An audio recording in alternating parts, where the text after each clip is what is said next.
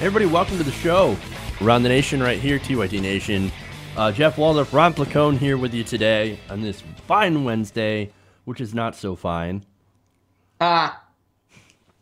Is it ever? Oh, it's wonderful. We've got such fantastic news for you today. Hey Ron, good to see you, as always. What's up, Jeff? Oh man, what do you think? The tax plan, it's pretty rough. Yeah, well, it was nice of Bernie Sanders to show everybody what an actual resistance looks like. He at least did something. He, got it a little less brutal, I guess. But yeah, it's a pretty bad bill. It's a shame that, the biggest relief is that we don't have that horrible thing against grad students. Yeah, where they were going to make your tuition remission look like income, or tax it like income, excuse me, which I wouldn't have been able to. Had they done that when I was in graduate school, I would not have been able to go. I was one of those grad students. I had an assistantship and tuition remission. The living stipend that they give you typically is literally that. It is a living stipend. It is just enough to live, barely. So the idea of your tuition remission, which, tuition's a lot of money, the idea that they would treat that as income and then tax you on it, I would not have been able to go to grad school. And I know a lot of people would have been in my boat. So I'm glad some of those, I guess, ultra predatory things were stripped from the bill. Yeah, but it's still a giveaway to the 1%. It's right. A giveaway to corporations. It really buckles the middle class. If this were to be extended, I think by 2027, like there's going to be significant adages for poor people. Hopefully, our leadership will shift greatly between now and then, and all this will be undone. But right, if it's not, that's definitely something to really not look forward to down the road. If our leadership doesn't shift on the heels of an enormously unpopular tax plan under an enormously unpopular president, then the Democratic Party has got some, and the progressive movement too, has got some major fucking problems if you can't right the ship after this mess. But, it's funny. You're saying, hey, it's great that they took out this predatory thing. The fact that they were looking to do something like that to basically change that stipend to income so they can tax it, so that they can give, and by the way, this is still in the bill, private jet owners a tax cut is criminal. I mean, there really is no other word for it. That is fucking criminal. Yeah, believe me, I'm not saying this is great. No, I know you're not, sad. but it's this sad is that we even need to say, well, at least this incredibly brutal ancient Rome-esque making education only for the elite class war attack is not in it. There's still plenty of other class war attacks in it, but at least that one is not in it. It's. We'll see. It's a pretty ridiculous bill. It had less than 30% approval from all citizens. And what do you call a democracy that lets something over 70% of the country disapproves of become a law? You call that a broken democracy. That's what you call it. Yeah. And this is where we're at. This taking what little victory we have. At least they didn't screw us with this. Is really, really sad, and a very sad reflection on, because, the Republican Party always proves, whenever they're in power, just how monstrous they are, and just how much in the pocket of the rich and the corporations they are, right? What does it say about the opposition that loses to that? How do you lose to that? Well, when people are given the choice between a Republican and a Republican, they're just going to go with the Republican. Or maybe the Republican they know better, the incumbent. Yeah, or I mean, in the case of what we're dealing with now, I think people have lost confidence that the Democratic Party does have their interests as working class people. So they're like, well, maybe these other guys are going to do something for us. Yeah. I mean, we've seen that pendulum shift where, the Democrats used to be able to depend on, the middle and lower class, working class votes. They really can't anymore No. because people are like, well, you haven't done anything for us in how many years? And then also, like even unions are saying, look, you're not guaranteed our vote just because you're a Democrat anymore. We're going to be, looking into, we're going to be having greater scrutiny Yeah, you of know the what? candidates we support. And they'll likely be supporting more grassroots progressives, which I think is a great thing. So, And huge credit to Jimmy Dore for doing that story, by the way. I believe I hmm saw that on Aggressive Progressives. hmm And I was like, that's good reporting. And I'm because nowhere else have I heard that story where the unions were actually looking into now no longer just blindly supporting the Democratic Party. And I think that's great because hmm what has the Democratic Party done for unions? I mean, under President Obama, again, union power has contracted. Under Bill Clinton, union power has contracted. So, what have the Democrats done for unions lately? Not a whole lot. And Republicans, I mean, while Democrats do nothing for the unions, Republicans continue to push to eliminate them. So Oh, some Democrats do too. I mean, that's honestly, I true. mean, there's Fair. definitely, I mean, being pro-union is not an assumption of the Democratic Party Not anymore. anymore. I mean, yeah. The So only anyway, I think the only unions both parties sort of agree to, and Republicans more than any, is the police union. And that's it. hmm And that's it's it. true. So it's sad all around. But this is a horrific bill, and I think we're going to feel the effects of it for a very, very long time. It's gross. All right, you want to talk about Jill Stein? Yeah, let's do it. All right. So the Senate investigation into Russian collusion has come for Jill Stein. Now the Washington Post. That's a weird slip there. Reports that the Senate Intelligence Committee chairman, Republican from North Carolina, Richard Burr, has confirmed the investigation's new focus on Green Party presidential candidate Jill Stein. Asked what the committee wanted to know about Stein's campaign, Burr responded, collusion with the Russians.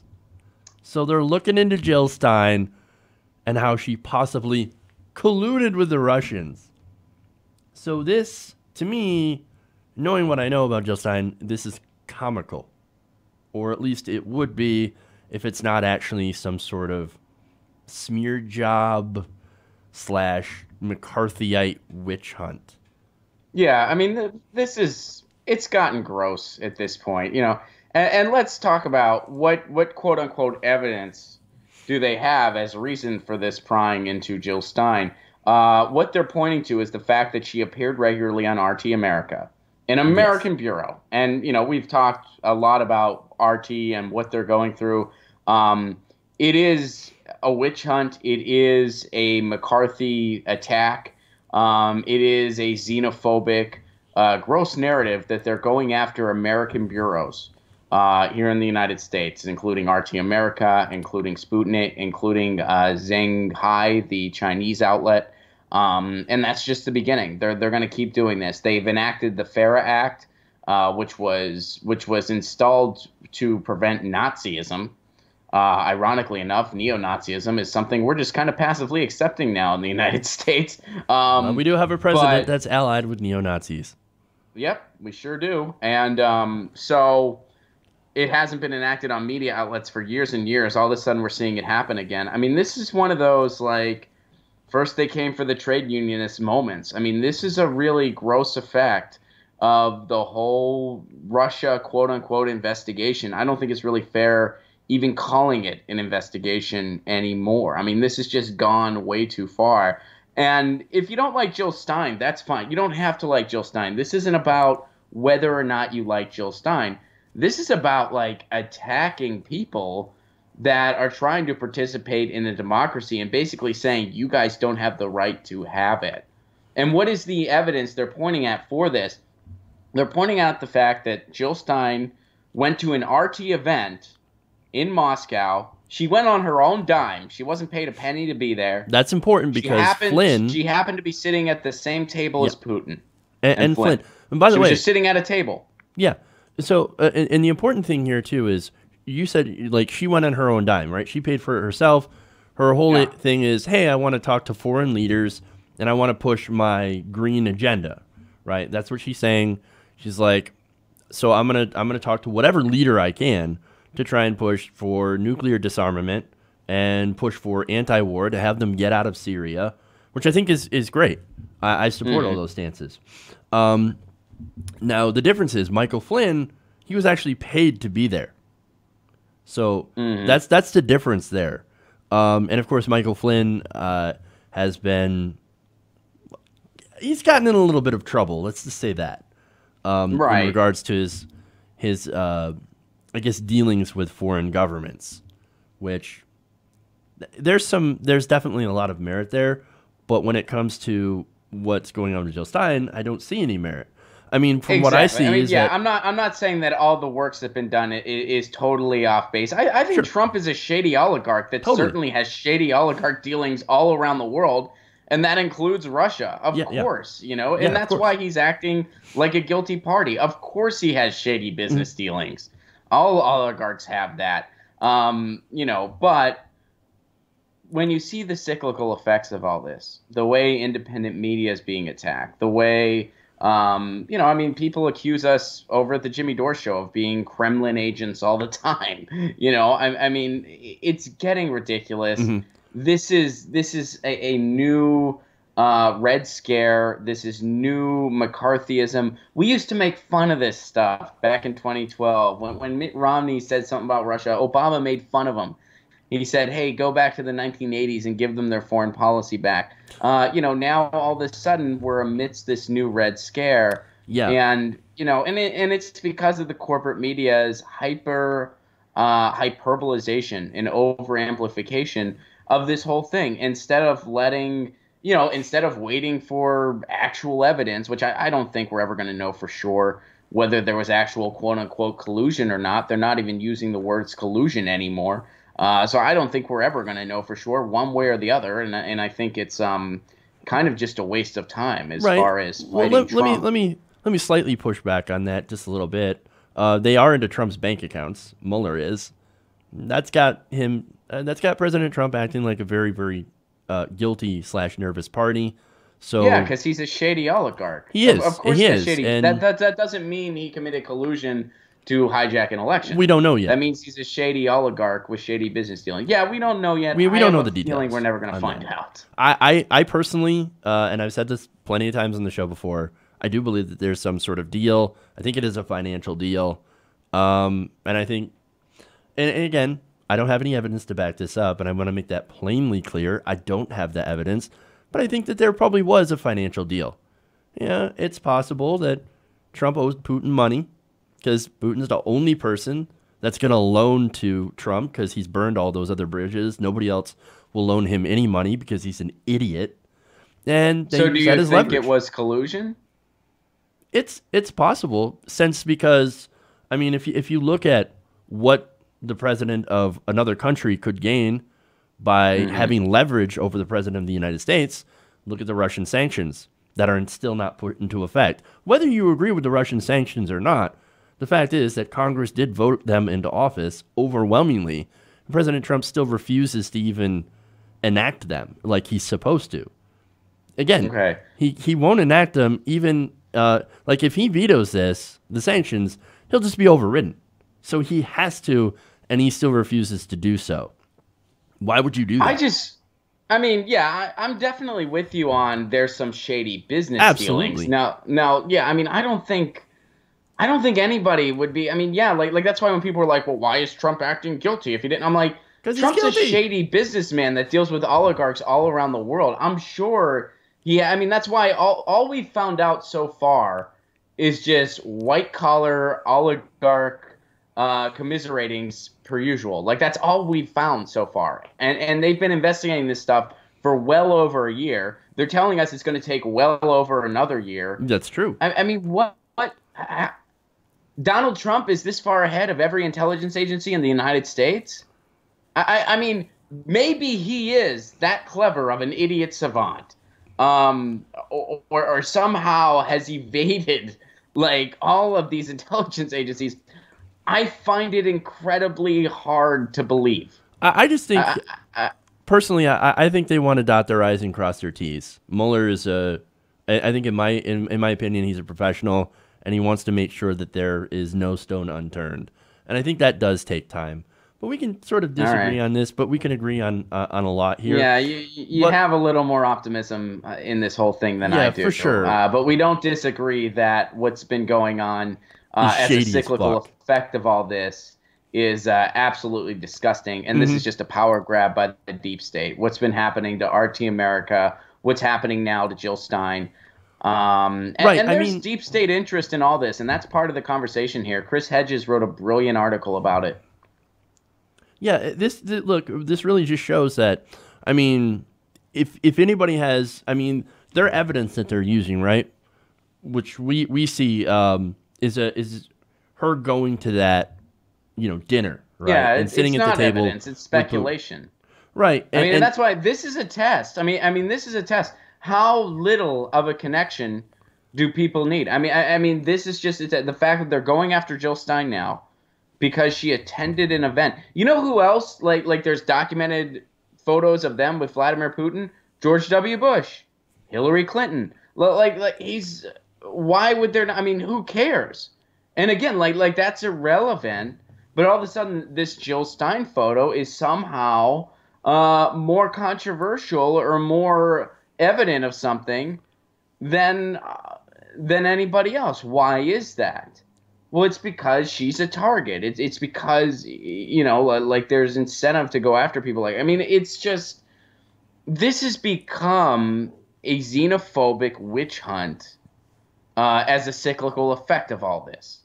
And that's something that people, whether you still hold out faith that they're going to find actual collusion or not, whether you're more invested in Trump, Russia, or less invested, whether, you want to see Trump impeached or don't want to see him impeached because, Pence would be worse.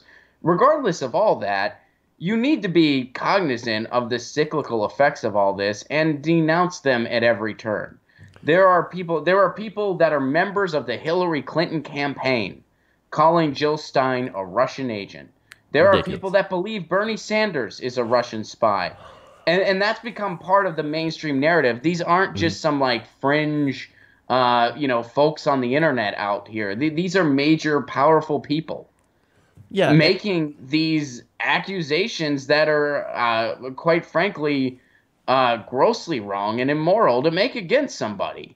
You don't like Jill Stein, that's fine. You don't have to like Jill Stein. That's not what this is about.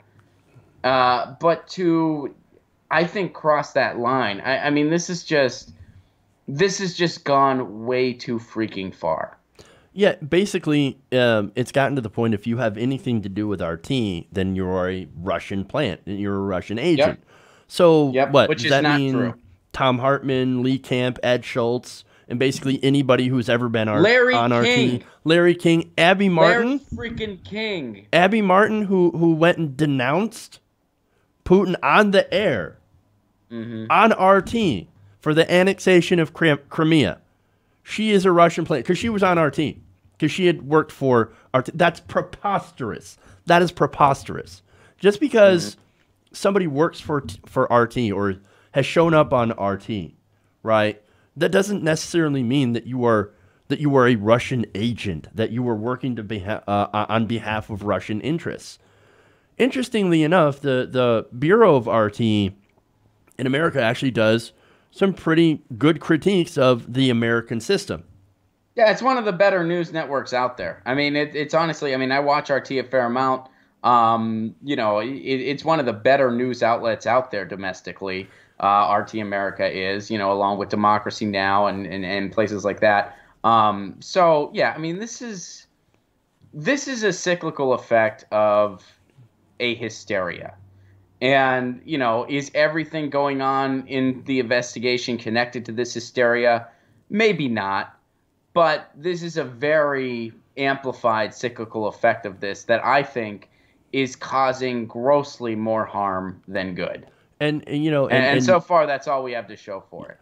And not to get too conspiratorial on you, but this, I believe, okay, so this is from the Senate, right? This is the Senate Intelligence Committee probe, right? This actually is not connected to the Mueller probe. This is something that's completely different, and I want to make that distinction because I think it's important. Because look at who's leading this: Richard Burr, Republican from North Carolina, and also Mark Warner, who's a Democrat, right?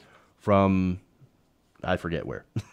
Not really all that important, but they're leading this committee. The Democrats basically want to, paint Jill Stein as Russian agent that helped us lose the election to Donald Trump. That's their narrative. That's what they're going with. And Republicans basically want to take the heat off President Trump for any possible deal, at least in my mind, by trying to paint it as ridiculous as possible. So they're like, yeah, let's look into Jill Stein and we'll do a little fake out. I think. So, and it helps. Well, I heard, to be fair here, I heard they were going to look into Gary Johnson too, but he didn't know where Russia was, so they just gave up. Oh, yeah. And also, seriously, though, the other person that they're looking into is Hillary Clinton.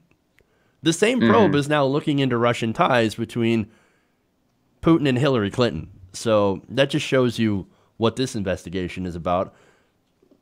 And it's getting ridiculous. Well, let me just pose you this question before let's look at it big picture here before we close the segment. And let me ask you this. Do you think that this whole Russia thing has helped the left at all? You know what? No, I don't believe it. I don't believe it's, and I believe it's taken up a lot of space.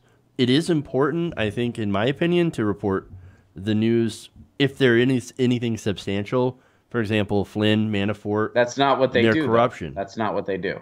Unfortunately, you're right. That is not what a lot of cable news tends to focus on. They spend about 75% of their time at a minimum on this stuff. Chris Hayes, Rachel Maddow.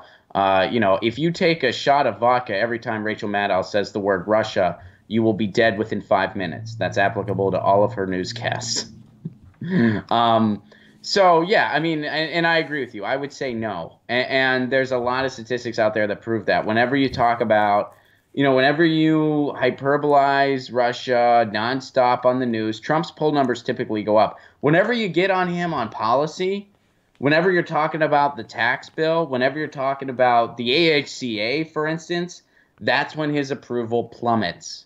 When you hit him on policy, his approval plummets. When you talk about Russia nonstop and speculate for 23 hours and 40 minutes a day, that's when his numbers actually go up. And when the tax bill was rolled out, that same day was the same day that there was an announcement regarding Flynn, and MSNBC, out of all of their headlines, they had one headline on their main headlines. They had 15 headlines about Flynn, 15. And then one thing about the tax bill at the very bottom. So, yeah, I mean, and what's more important to the American people? When you build a hysteria like this is what happens. Yeah, it becomes diluted. The theme becomes unclear. It's not even clear what exactly they're looking for at this point. They've moved the goalposts. It's not even just collusion anymore. There's still occasionally it's obstruction of justice, occasionally not.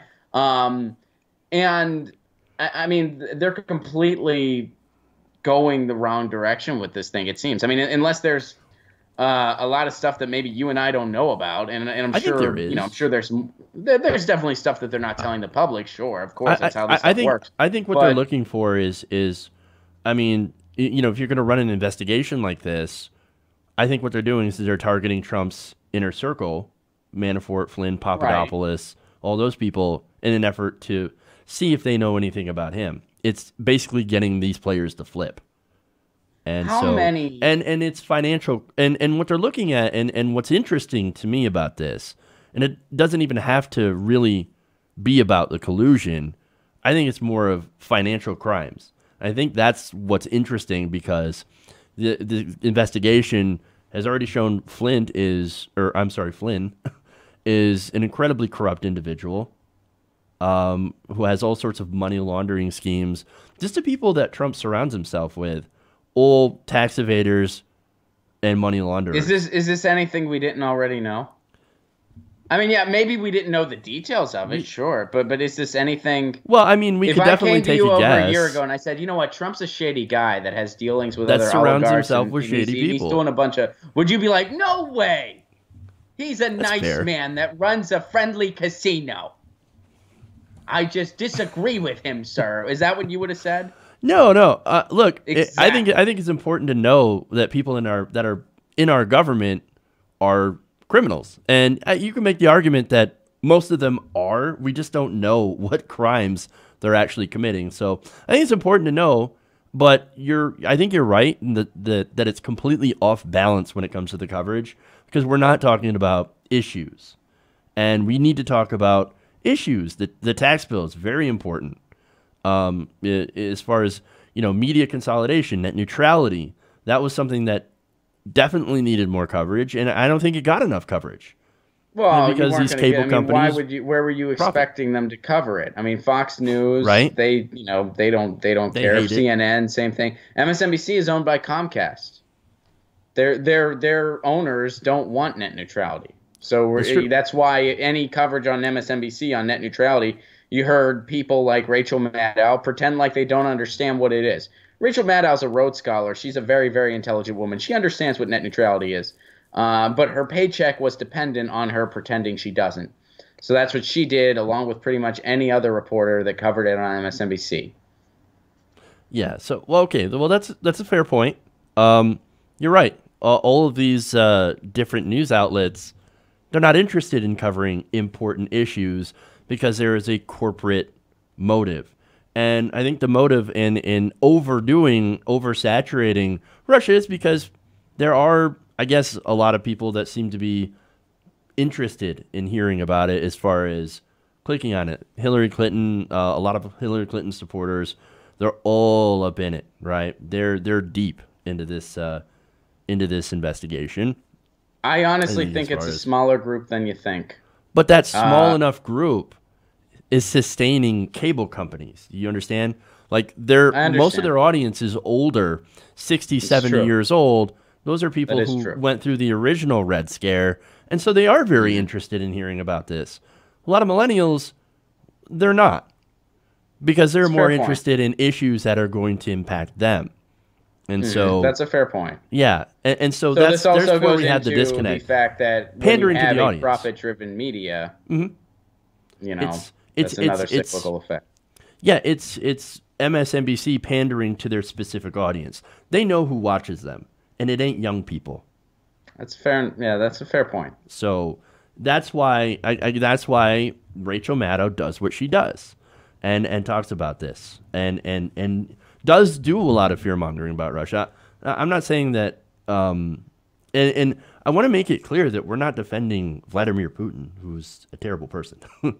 Yeah, I mean, again, like that has nothing. Yeah, exactly. We're not, but you kind of have to read between the lines and see this for what it really is. And I get it. The investigation's still ongoing, but every time I see this headline that they might have uncovered something substantial, I feel like Charlie Brown with Lucy holding the football. I'm like, well, I guess I'm going to try to kick the football again, and then it ends up being nothing every single time. And how many more times am I going to fall on my back? How many more times as a society are we going to fall on our backs?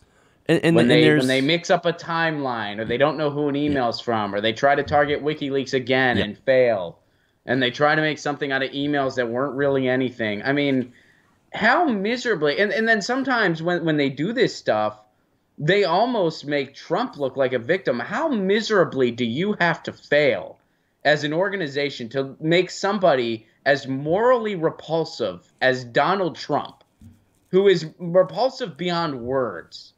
How miserably do you have to fail to almost make him look like a victim? That's yeah, you'd have to do a pretty good job at screwing something up. That's true.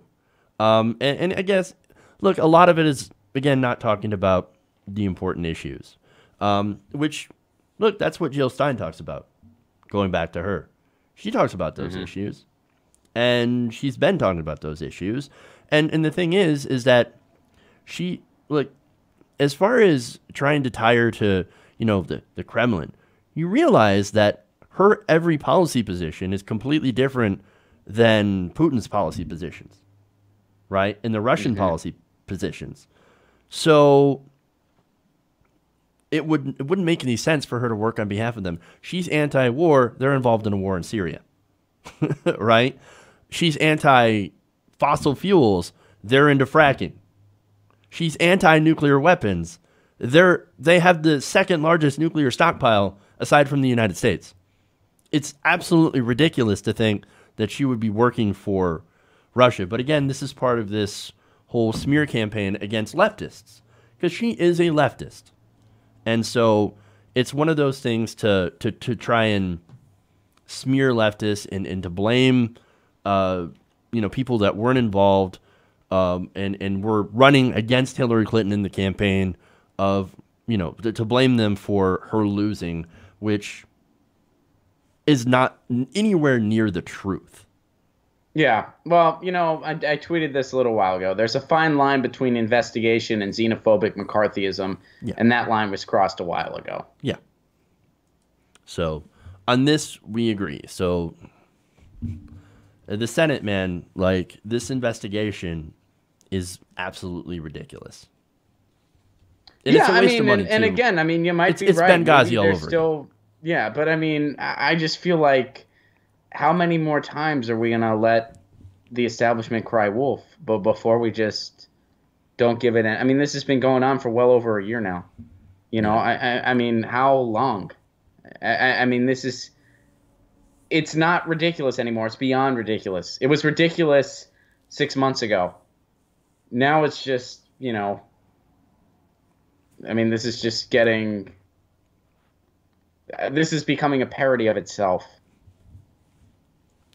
Yeah. Again, I'm talking about the Senate investigation. I actually do support the Mueller investigation, just to be clear. And you don't have to agree with me on that one. And that's fine. Okay. Is there anything else you want to add? No. Okay. Hey, just because we disagree on certain things doesn't mean anything bad. I love you, Ron. You know it. No, I feel you, man. We'll see. It's that's we'll it. The jury is time. This. I just, if you're right, you're right, and I'll be like, hey, you're right. There was nothing, and I'm definitely holding out the idea that there might not be nothing. He's just a shady fucking dude. They're gonna throw us something. They're gonna. It's not like they're gonna be like, oh, there's nothing. There's gonna be something. But you got to see past the bullshit again, too. The goalposts keep shifting. The goalposts. At first, it was collusion. Then it was, voting machines. Then it was obstruction of justice. The goalposts keep shifting and shifting. So at the end of all this, I don't think either of us are going to be right or wrong, Jeff, because I think the goalposts are going to be so shifted that, we're going to have to go back into the archives to find out what we were even talking about. But maybe, the whole thing I think is, it's being weaponized against the left and against the least powerful among us. And that's what I find the most disturbing. And that's why it's hard for me to have any type of optimism in any of this stuff. That's where you and I definitely agree 100%. So I'm definitely with you on that. So, all right. Thanks again, Ron. Great discussion. I actually really enjoyed discussing this with you. I know it seems weird, but I think it was really interesting to go and talk about this and to put up a defense of Jill Stein, because she doesn't deserve to be targeted like this. So, agreed. All right. Anyway, thank you so much, man, for joining me. All right, man. I'll see you next week. All right. Have a good one. You too, buddy. Yep. Bye. Bye. All right. So that was Ron Placone. Excellent discussion. I've got a lot more show, so this is going to run pretty freaking long. So I'm going to take a quick break. We'll come back. We got more show for you guys today. So stay right here, Round the Nation. We'll be right back.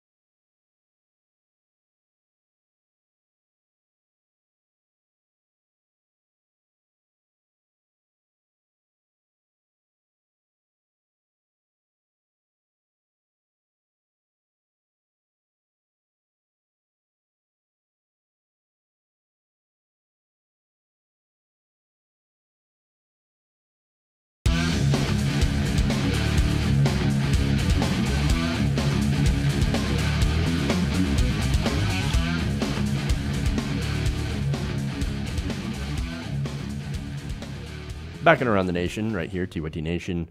I just want to read a tweet here. Angel Grace says, distraction, distraction, distraction, distraction, hashtag Jillstein 2020. All right, hey, noted. Again, we can agree to disagree, and that's fine. At least on some of it. But thank you for letting me know. Okay. Anyway, let's move on. We got more show. Let's go with Chris Christie.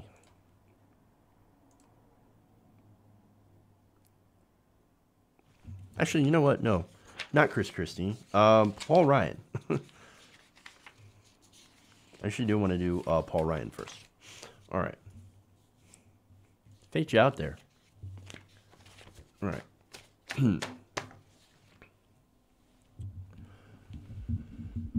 With the Republicans having passed their disastrous tax cut, which is massively unpopular, earlier this morning, before it actually went through, media outlets were actually starting to push back on this, again, this disastrous tax cut. Earlier on Embassies Today, host Savannah Guthrie asked Speaker Paul Ryan a very tough question, very interesting question about his tax proposal that will add about $1.5 trillion to the deficit, while cutting taxes for the rich and for the corporations. Here's that clip. Well, shit. Hold. And the problem is a lot of CEOs has said, really candidly, I'm looking at a list of CEOs who said, we don't plan to reinvest. What they're planning to do is to do stock buybacks, to line the pockets of shareholders. Let me quote Michael Bloomberg, a billionaire, hardly an enemy of business. He said, CEOs aren't waiting on a tax cut to jumpstart the economy, a favorite phrase of politicians who have never run a company, or to hand out raises. It's pure fantasy to think that the tax bill will lead to significantly higher wages and growth. I'll ask you plainly, are you living in a fantasy world? No, I have an answer for that. Yes. He's also living in an Ayn Rand novel. Again, this is nothing more than a gigantic handout to the wealthiest American corporations. I mean, for example, you've got the doubling of the estate tax exemption. So that's going to help people who didn't even do anything to earn their money. So just by the benefit of being born rich, born into a family with lots and lots of money, enough to have an estate, well, now you get $20 million tax-free. Well, you didn't earn that money. You didn't work hard and build a business. Your parents did. So why should you get all this money for free? That doesn't make any sense. But that's one of the handouts they have in this bill. There's another one, tax cut for pass-through businesses, which, of course, will allow people to have a much, much lower tax burden, even if you're running a company. That actually helps Jared Kushner, several members in Congress, as well as President Trump. Wonderful.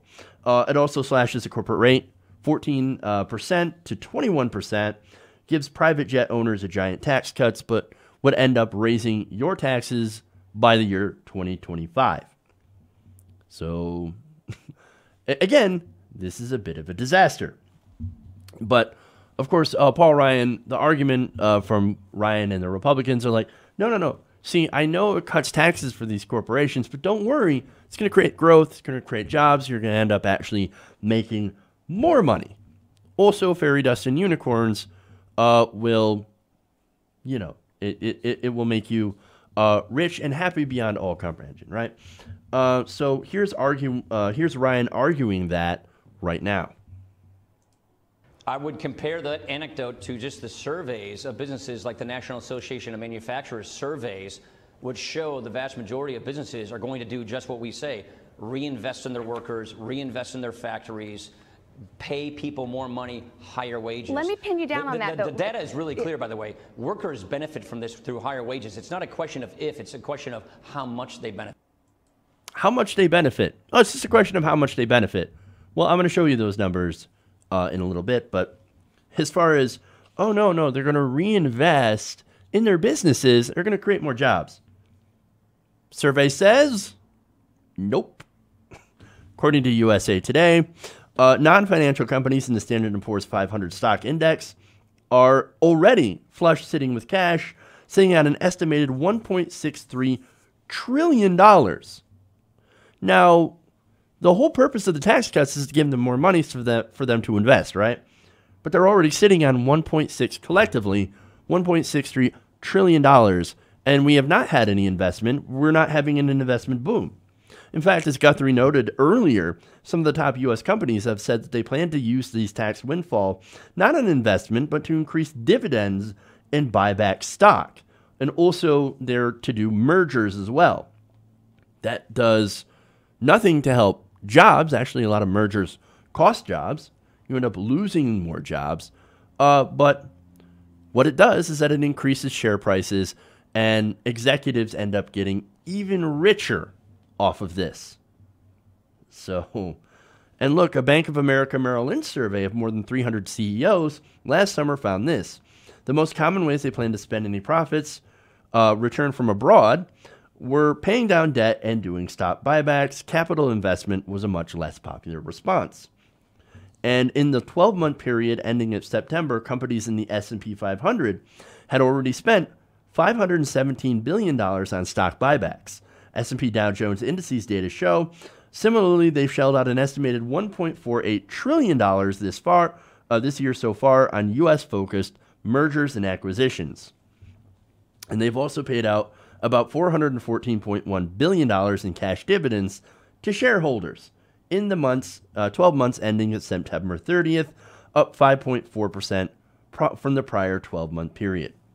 And it seems like they're using all of their money just to make more money. These uses of cash have been described by many Wall Street pros as a form of, quote, financial engineering designed to keep investors happy by boosting stock prices as opposed to using cash to invest in the future. So, again, they're not going to create jobs because they have no incentive to. This is what they're doing. The whole purpose of this tax cut bill is to make the investors and to make the donors very, very happy by making them even more rich. That's the whole point. It's all, hey man, look, we don't of course we're going to take all this money, and of course we're going to do what makes us richer. We don't care about you. We don't care if you have a job. We don't care if you're paid well. That's the next part of it. We just don't give a shit. All we're here to do is to increase shareholder profit, our profit, executive profit. That's it. These corporations and these Republicans that work on behalf of the corporations and corporate Democrats, they don't care about you. Now, speaking of wages, right?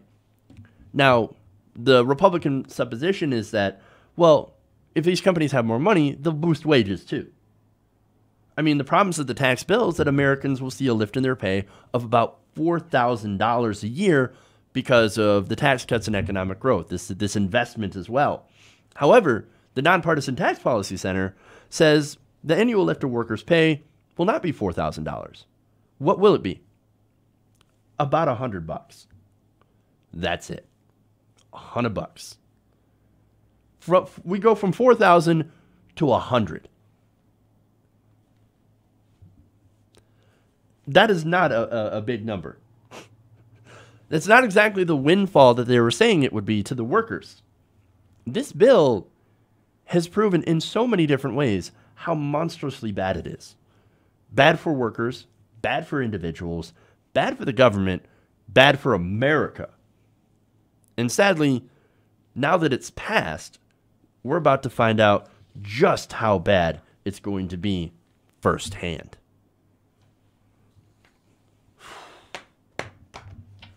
Okay. Now we'll go to Chris Christie.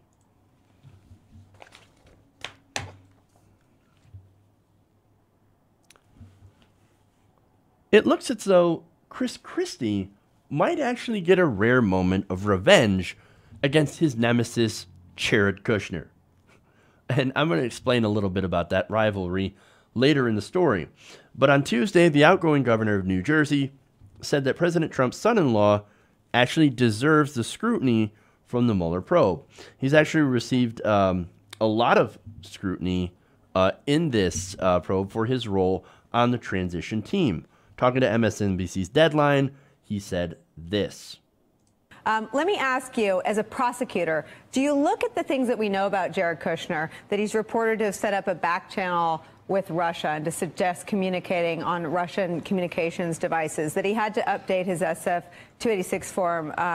I think he omitted close to 100 foreign contacts. Do you look as a prosecutor at what we know him to have done and think, wow, he's so naive? Or do you look at him and do you look at him as someone who may not have had the most ethical compass in the household, as someone who deserves the scrutiny he's getting from Mueller and his team? Well, whether he deserves it or not, he's getting it. And the facts will determine that ultimately. I mean, here's the thing I used to tell my prosecutors all the time, and I had to tell myself, don't prejudge it. Just because you think it's going down this road, it may wind up going down that road. And you don't know. Let the facts come to you. Dig, get the facts, then judge them. And I think that, listen, the media is not, willing to do that because they're not prosecutors. They don't have to be willing to do it. They have to fill content and talk about this stuff. I'm telling you that he deserves the scrutiny. You know why? Because he was involved in the transition and involved in meetings that call into question his role. Okay. Well, then if he's innocent of that, then that will come out as Mueller examines all the facts. And if he's not, that will come out too. And so I don't know. Everybody, by the way, who was involved in that transition post the election is involved. From everybody who was involved, all the leadership is going to be questioned, and I think has been questioned. I never thought that I'd say this, but I actually agree with Chris Christie. What the fuck kind of world are we in? When I actually agree with Chris Christie. Now, look, as far as the role, right? So, what role Kushner had played? Well, according to The Hill, Kushner has faced scrutiny from Mueller's team for his contacts with foreign leaders, right? Now, Kushner reportedly also told Trump's former national security advisor, Michael Flynn, to contact Russian officials before Trump actually took office. And Flynn, of course, had pleaded guilty earlier this month to lying to the FBI about it, while Mueller's team has brought charges against three other former Trump campaign officials. So there is something to look into, and they're looking into it. Not only that, but Mueller's team has also looked into the meeting Kushner attended at Trump Tower with other campaign staffers, and a Russian lawyer that actually promised dirt on other on Hillary Clinton. Now, this is the meeting where Donald Jr. was promised, hey, there's dirt. The New York Times actually wrote about this, and they said that the documents would incriminate Hillary in her dealings with Russia and would be very useful to your father. This is obviously very high level and sensitive information, but as part of Russia and its government's support for Mr. Trump. Donald Jr., of course, replied, if it's what you say, I love it, especially later in the summer. That's when apparently they had gotten the offer for, or they had gotten access to the emails, according to some officials.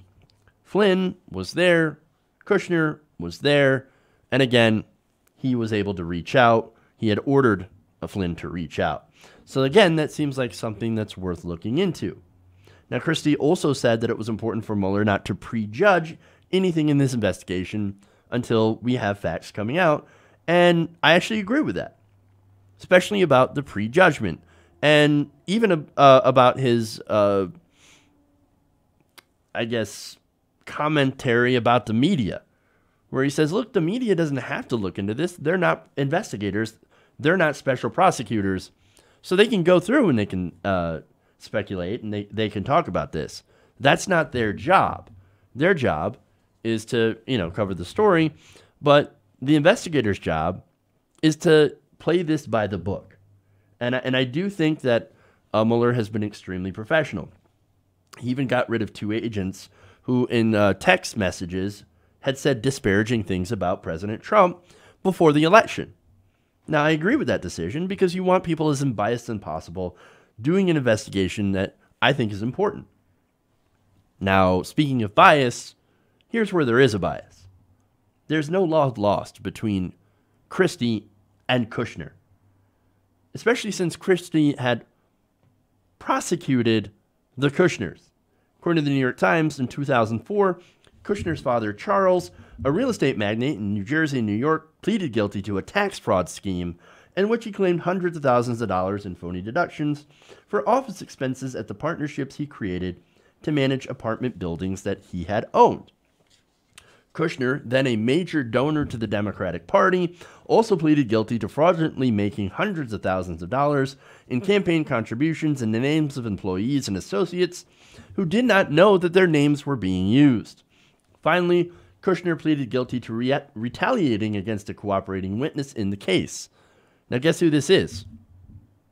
That cooperating witness happened to be his own sister, his family.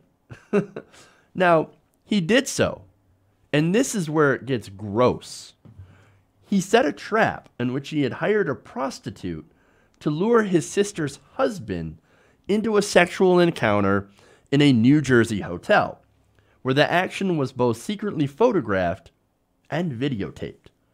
Kushner then sent these pictures and video to his sister as revenge, apparently motivated by Kushner's belief that she and her husband were helping U.S. Attorney Christie and his prosecutors. I have never heard that story before. That is amazing. That is disgusting. So, make no mistake, there are no good people in this story. Kushner's a bad dude for obvious reasons, and so is Chris Christie. Again, Chris Christie shut down a bridge for political reasons and also had sold off 9/11 memorabilia to his donors. So these are both bad people. So make no mistake, there are no winners on either side. But in this case, Chris Christie might actually get to sit back and have a few of his own laughs. Wow. Okay. That's fun.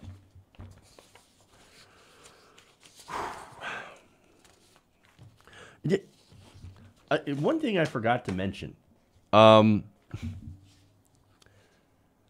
is that Kushner had actually tried to kicked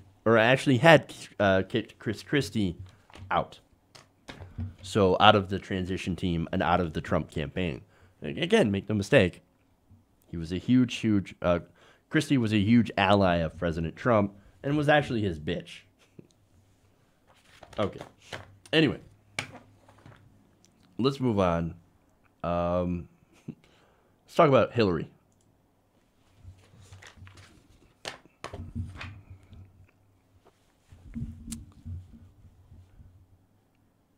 Turns out Hillary Clinton is now even more unpopular than ever. Who would believe it? She's not even in power, and she's still incredibly unpopular According to a new Gallup poll, the former First Lady and Secretary of State is now at a 36% favorability rating in Gallup's latest poll released on Tuesday. This actually shows a 5-point drop for Clinton since June and her worst score ever. Clinton has broken a trend of losing presidential candidates who previously saw their ratings increase afterward.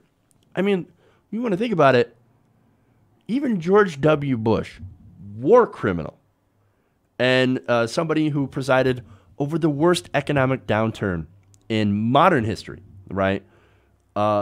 Even his poll numbers have bounced back.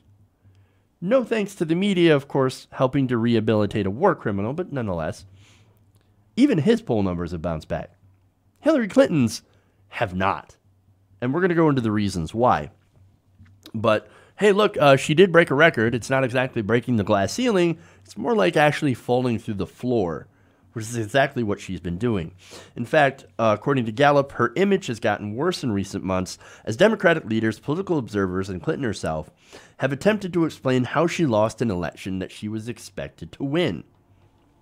Who knew that her blame tour, which involved, again, blaming the most popular politician in America for her loss to one of the most unpopular people in America, would somehow make people hate her? I can't quite understand why people are so angry. To be fair, there is a right-wing smear machine. She was right about that. There was sexism involved, of course.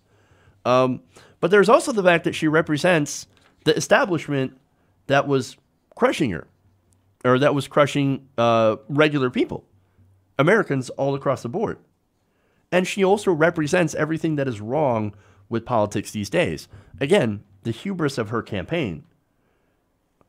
The fact that she said that she didn't need progressives to win, that we didn't need to, that she did not need to campaign in certain places, because, hey, look, if you're a Democrat or if you're to the left, then we expect you to vote for her. No ifs, ands, or buts. You owe us your vote. And progressives across the country said, actually, no, you don't. We would like it if you actually tried to work for our vote. Yeah, but look at Trump. He's a monster. He's a disaster. Yeah, we know. You're not telling us anything that we don't actually know. And full disclosure, I didn't want Donald Trump, so guess what I did? I held my nose. And I did what I had to do. That doesn't mean everyone did. And there was a small group of people that said, no, I'm not going to vote for the lesser of two evils. And I understand that. And it wasn't enough people to swing the election, to be fair. There are a lot of Hillary Clinton supporters, and there are a lot of people that want to blame those who did vote for third parties or, didn't vote at all as the reason that Hillary Clinton lost. I actually don't think that's accurate at all. Again, I think it's because she lost because she was a terrible, terrible candidate. I mean, look, this hubris is very unpopular with the voters, as well as the establishment. And her blame tour did not help. Just like Trump, it showed that she could not take responsibility for both her and our, as a country, loss. So, look, the situation that we find ourselves in my opinion, I think has a lot to do with her and the shenanigans by the DNC. And it also has a lot to do with Trump's racism, his dog whistling, as well as his attacks on the establishment that has been, like I said, crushing people. Clinton's presidential hopes died a death of 1,000 cuts, and they continue to cut her. And a lot of those, in my opinion, are self-inflicted. There was a lot of there's a huge enthusiasm gap, as well as her not taking a stance on incredibly popular policies, or basically really any policy. She spent most of her campaign saying, I'm not that guy. And look, to be honest, she was right when she said, that guy is horrible, and if you vote for him, it's going to be an absolute disaster. And look at it. It's kind of an absolute disaster. And just look at the tax bill. And look, he also said, I want to give you cheaper, affordable healthcare, right? He didn't mean a word of it, but a lot of people were like, hey, look, at least he's offering something. But it ended up being worse. And don't misunderstand me, there's a lot of Trump voters that voted for him because of his racism. You can't sway those people. You cannot sway the Fox News voters. You can't sway independents, which she did not do well with. And progressives should already be on your side. And they would have been if you had actually tried to represent them. And again, I know a lot of progressives who did vote for her simply to avoid the disaster that is President Trump. Now, I agree that she would have been better with Trump. Yes, in this case, the status quo actually would have been preferable to what we have now. And what we have now is damage that is going to last for decades. The only solace that I can take is that Trump has at least laid the system bare for all of us to see. His corruption exposes Republicans for what they are. Greedy, nihilistic, economic sociopaths that are willing to loot the country for their own gain. It is my hope, at least, that this could finally lead to the death of neoliberalism. I hope. But I also have to ask, to be fair, at what cost? We're never really going to know. Okay. One more story here.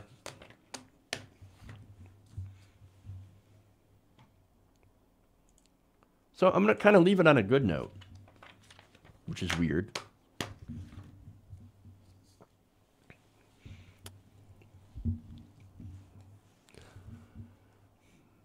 An Alabama town. Let me start that again. I don't know where I'm going with this one. Okay.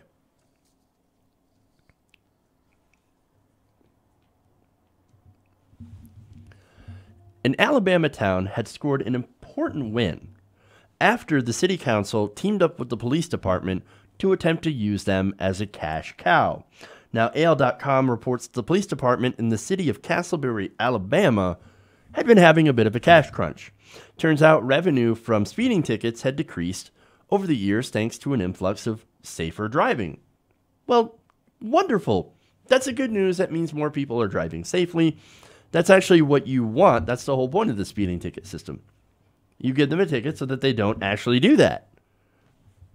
But no, the police officers, the police department in Castleberry, like a lot of police departments across the nation, are actually using these fees, like they depend on these fees now, as a way to generate revenue to keep their police station running, which is not a good thing. Now, it's, of course, like I said, when you have declining revenue because of less people getting caught, that's not good for the police department. So they actually did something about it, and it was not good. Here's what they did. Quote, what the department would do is impound vehicles they pulled over using the state's civil asset forfeiture law, which allows them to keep 100% of the items taken by police. The claim would be that there would be a suspicion of drugs or basically anything that they can come up with. So if they have a suspicion or if they make something up, like, I don't know, that car looks like somebody that was doing drugs, right? Belongs to somebody that we think is doing drugs or dealing drugs. Better go take that car. Or that looks a little too new, that vehicle right there. We're going to pull them over and see if they got that money from dealing drugs. Even if we don't find any drugs in the car. This is horrible, right?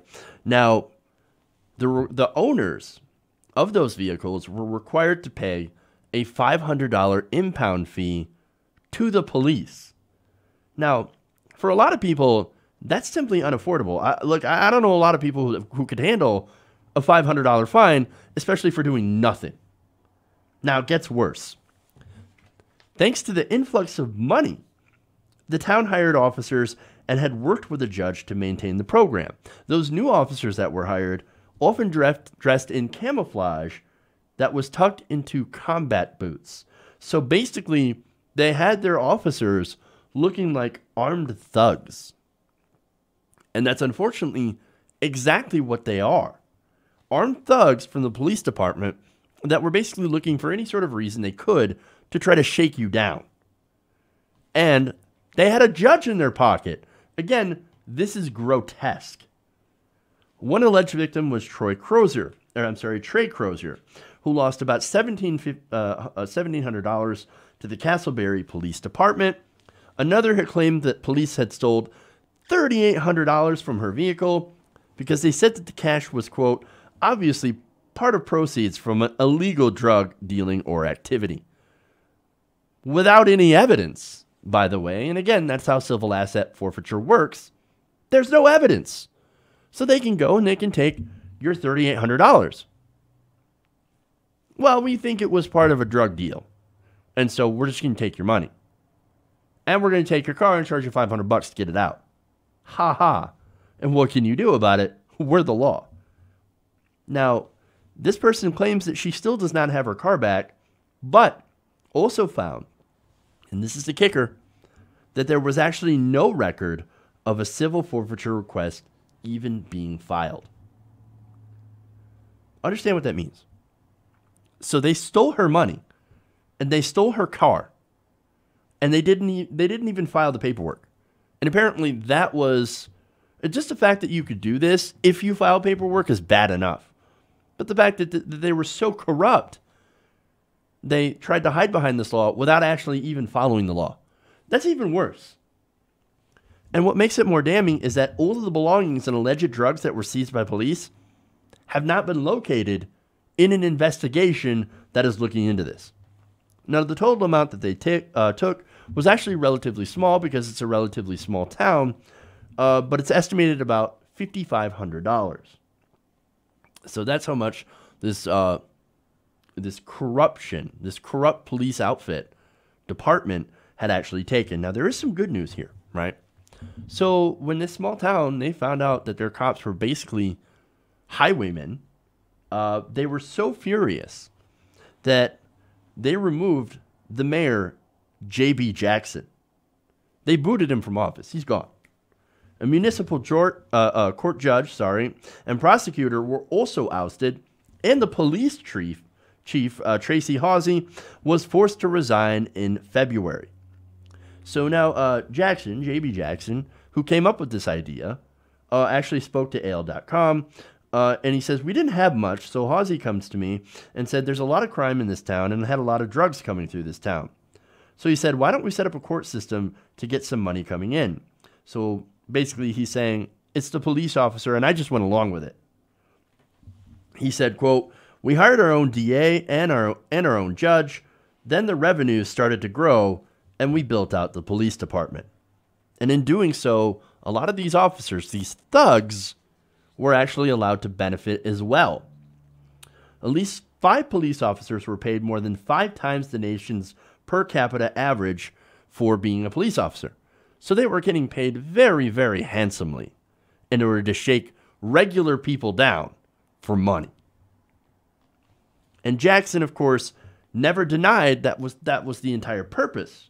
It was set up to garner money and turn the department into a policing for profit scheme.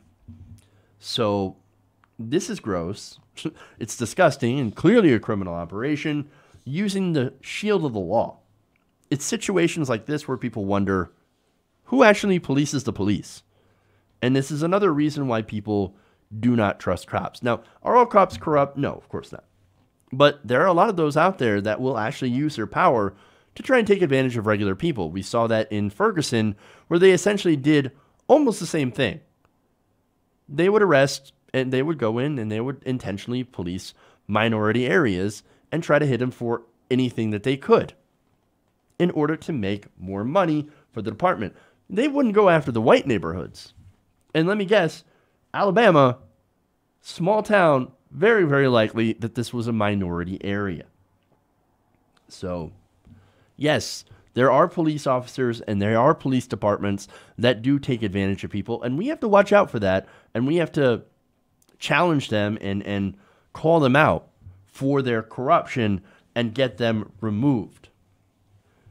It kind of, makes me think of other corrupt politicians that we should also remove. For example, the Congress people that just robbed us on a tax bill. They need to be held accountable as well. And thankfully, in this town, they decided to band together to get rid of their corrupt officials. And if they can do it, I think that gives us a lot of hope as well, that we can do it too. So, okay, that's it. We're done. Thanks for going around the nation with me today. Later on tonight, we have at 7:30 p.m. Eastern. I don't know if it's going to be live, but we're going to talk to Amy Vilela, who is the Justice Democrat running for Nevada. Very, very interesting race shaping up there. So we're going to have the details on that when we talk to Amy tonight. Looking forward to it. If it's not going to be live, it will be up on patreon.com, and then will be released to the public as well. So, all right, that's it. That's all I've got. Thank you for watching. Make sure to give us a like and share if you haven't already. Love you guys, and remember, change begins with you. Good night, TYT Nation. We'll see you all tomorrow.